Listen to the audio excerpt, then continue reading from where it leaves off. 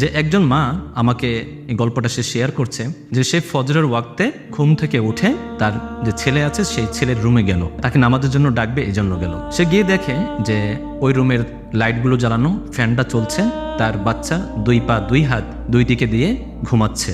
তখন সে তার বাচ্চাকে ডাকলো যে বাবা উঠো, ফজরের ওয়াক্ত হয়েছে। সেই বাচ্চা তাকে জবাব দিচ্ছে যে মা আজকে আমার পরীক্ষা, আমি অনেক রাত পর্যন্ত পড়াশোনা করেছি, আমি এখন ঘুমাবো, যাও আজকে আমার সিটি আছে, আমাকে পরীক্ষা দিতে হবে, যাও। তার মা তাকে অনেকবার ডেকেও তাকে ঘুম থেকে উঠাতে পারলো না। তার মা খুব আফসোস করে যখন রুম থেকে বের হয়ে যাবে তখন সে হঠাৎ করে একটু ঘুরে দাঁড়ালো। ঘুরে দাঁড়ানোর পরে সেই মায়ের চোখ পড়লো ওই বাচ্চার টেবিলের দিকে। সে দেখলো ওই টেবিলের মধ্যে অনেকগুলো বই সাজানো। সেই বইগুলোর মধ্যে physics, chemistry, higher math, math, general math, তারপর Bangla first, Bangla second, English first, English second, biology, zoology, অনেক কিছুই আছে, অনেক বই আছে। এমনকি ঈশ্বরচন্দ্র বিদ্যাসাগর, তারপর শরৎচন্দ্র চট্টোপাধ্যায়, অনেক অনেক বই আছে, বিভিন্ন লেখকের বই আছে।